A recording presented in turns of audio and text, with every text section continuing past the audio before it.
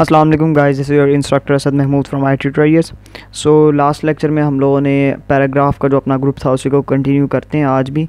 आ गया मैं अपना ब्लैंक डॉक्यूमेंट और हमने पैराग्राफ के ग्रुप में अलाइनमेंट चेक कर ली थी, हमने लाइन स्पेसिंग देख ली थी और हमने इंडेंट्स चेक कर लिए थे। ठीक है, इसके बाद आता है हमारे पास बुलेट पॉइंट्स। अब बुलेट पॉइंट्स हम किस तरह से ऐड करते हैं। बेसिकली जैसे मैंने 2 लाइन्स लिखी हैं, ठीक है, ये 3-4 लाइंस मैंने टाइप कर ली हैं और मैं चाह रहा हूँ कि इन लाइंस के स्टार्टिंग में मेरे पास जो है ना मार्क्स बने हुए आ जाएँ। ठीक है, तो मैंने सेलेक्ट किया और मैंने बुलेट्स ऐड कर लिए।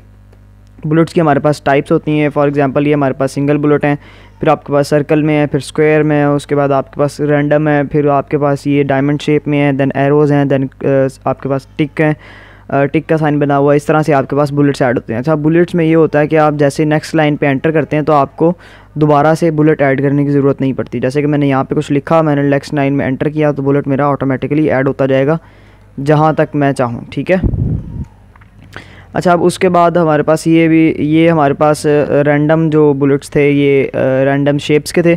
इसके बाद ये हैं रैंडम हमारे पास नंबर के बुलेट्स हैं, जैसे 1 2 3 है।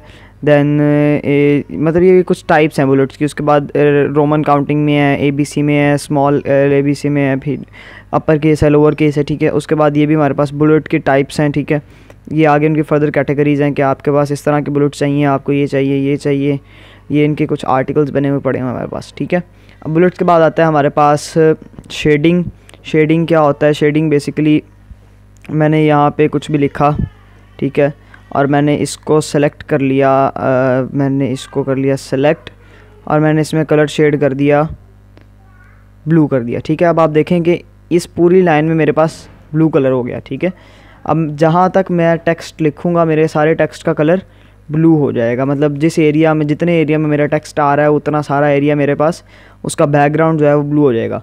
अब ये जो हम टेक्स्ट हाईलाइट यहाँ पे यूज़ करते थे उसमें ये होता था आपका सिर्फ टेक्स्ट ब्लू होता था। ठीक है, अब इसमें जितने भी मेरे पास बैकग्राउंड है, एक मार्जिन से लेकर दूसरे मार्जिन तक, एक कॉर्नर से लेकर दूसरे कॉर्नर तक, सारा कुछ मेरे पास ब्लू में आ चुका है। ठीक है, उसके बाद आ जाते हैं आपके पास बॉर्डर्स। बॉर्डर्स होते हैं बेसिकली जब आप इसमें कोई कॉलम्स या कोई रोज़ ऐड करते हैं, ठीक है, तो उसके बॉर्डर्स होते हैं। ठीक है, अब ये देखें, ये मैंने कुछ टाइप किया है, ये मेरे पास एक छोटा सा बॉक्स बना हुआ आ गया। ठीक है, अब इस बॉक्स के आप बॉर्डर चेक करें।